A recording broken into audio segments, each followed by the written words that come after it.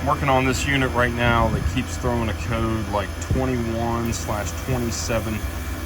But anyways, it has to do with the inverter board. Got a new board on it because these boards really take a beating. But still had a bit of an issue. And so what I've done here is just propped that open to allow the heat out. And it's been running perfect like that for, well, longer than I care to admit. But today it's time to fix it. Now I did clean the heat sink. However, not this one, the one in the unit. This is a donor. But they do get pretty dirty, and even after cleaning, they can be a bit rough. I'm gonna chemically clean this one with New Bright because that's aluminum, and New Bright does wonderful on aluminum. And then I'm gonna install this, and that should take care of our problem. These are really, really old, obsolete units. If it doesn't take care of the problem, then I'm going to, yeah, I'm probably gonna put a cooling fan in there, to be honest. But anyways, you know, I really do hate these water keys. This isn't a great example, or maybe it is. You know, it's like, yeah, it is. When you put the hose on there, your key's always hitting it. So I take them apart. It's just a press fit, and then I use little baby vice grips to just get the size that I need. It's been a while since I've used the smaller size. Now, this one doesn't quite fit in there good. I mean, you can kind of make it work, but I'm gonna fix that now.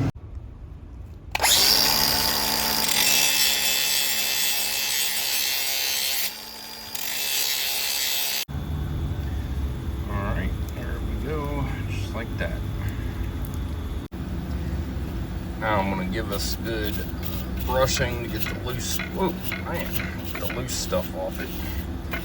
That New Bright a chance to get down in there.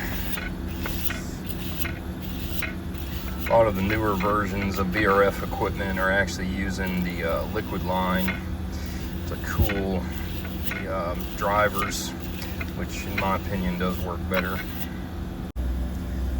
All right, here comes the New Bright. It's just sodium hydroxide, but yeah, it sure does. Sure does clean up aluminum nicely. Don't want to put that in foil in a Coke bottle unless you want something real interesting going on. Ooh, look at that. I keep these wash machine hoses in the van. You know, it's just a great little hose when you need a little bit of water. They work great on pumps, you know, pumping water out of pans and whatnot. I did discover something accidentally. I had this one cut at an angle, forget why. But it had to do with getting it into a tight spot. If you ever need to get something like a hose in a tight spot, cut it at an angle. But man, it works a whole lot better as far as, like, you know, that right there. See? Giving that one a free cleaning. Anyways, that's pretty cool. I like that a lot better than the square cuts and trying to do that. Yeah, I would say that New Bright is working its magic. We got a giant marshmallow. All right, let's get this off here. Oh, look how clean that is. Wow. It's got a new surface. Hydroplane. Huh. Get it before it runs away. All right, I've got it nice and clean. And, oh yeah, brand new. But we want to make sure none of that New Bright worked its way into this or anything else. So I'm going to soak it in a bucket. I also scraped off all that caulk because new caulk doesn't stick to old caulk. Urethanes will do that all day long, but not caulk. So we're going to leave it down in here and just let it soak for a while. Make sure all that New Bright is neutralized, or I should say diluted. It's not like I'm going to add acid into that to neutralize it, but shouldn't have any effect on that heat sink. I had a This is kind of worst case scenario. I was getting in there with this Milwaukee bit and had a screw strip out. Now, they do strip out sometimes, but this one also, it's like a little chunk came out of it, so it might have just been some shitty metal. Anyways, I'm gonna use this now. This is an impacting screwdriver made by Vessel, so when I hit it, it's going to give it a little bit of an impact. I've already tried to get it out by hand with this, and I just can't do it, so let's see what we got here.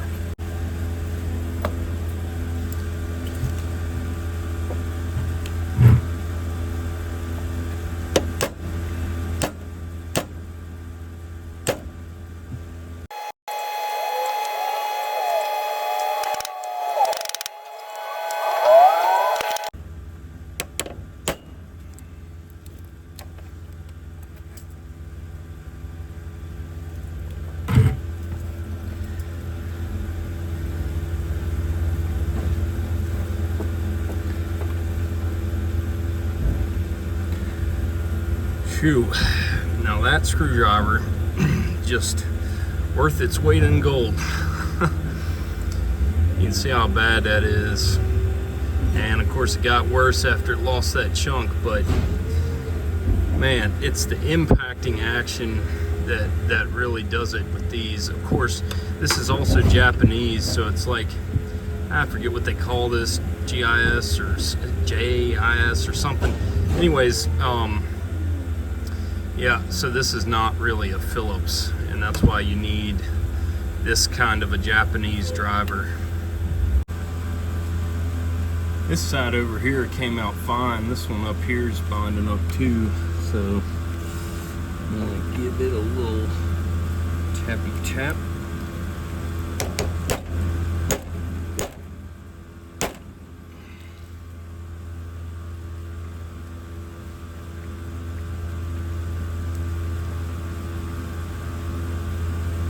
Got that out with no stripping whatsoever. Highly recommend this if you're working on LG units that have these heat sinks like this. I'm gonna put a new screw in it, by the way. Having some problem with these screws right here. Now, these actually hold the heat sink on.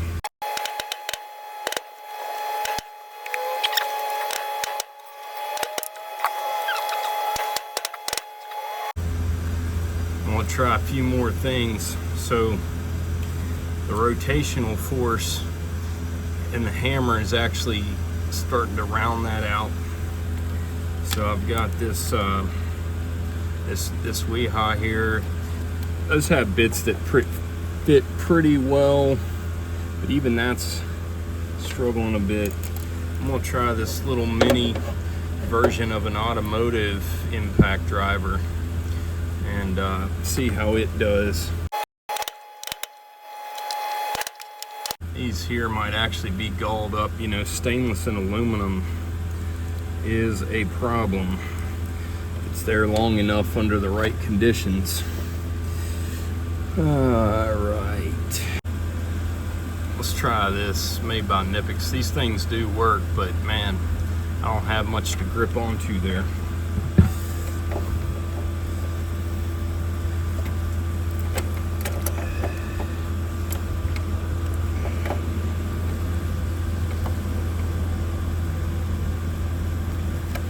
Oh, look at that. Wow. Yeah, these pliers are amazing.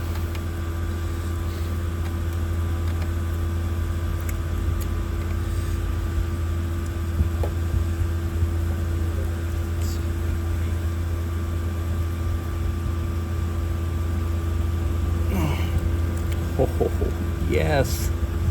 Wow, that was impressive.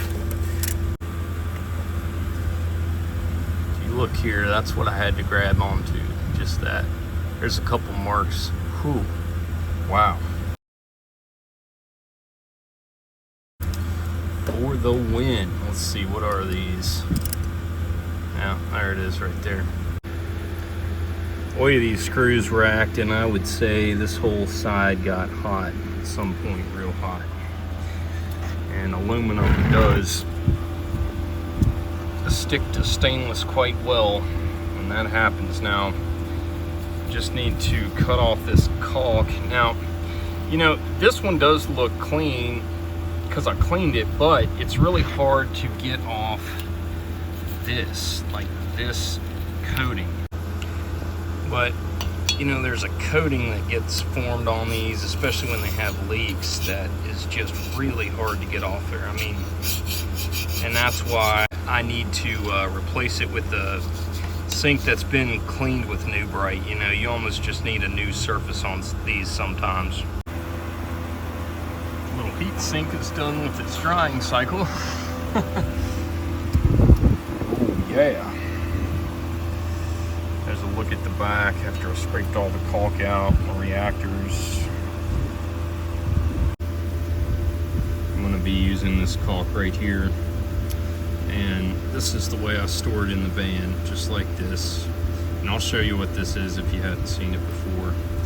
But you just want to leave the caulk in the nozzle and just let it dry that way, so that you can pull the whole thing out just like that. I don't know why that's not in focus.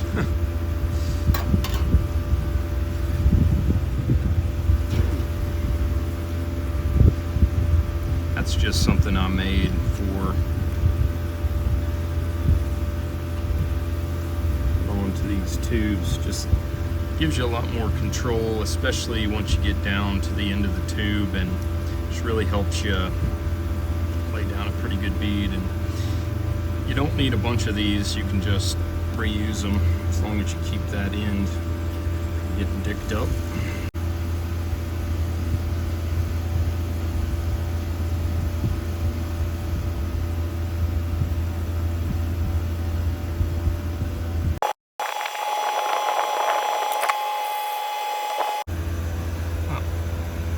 Down a pretty good bead. Not like a window guy, but good enough. Looking good. These things take a while to boot up. I'm gonna give her a little test run, but that should work a lot better. Alright, taking her for a little test drive. Too bad, not too bad.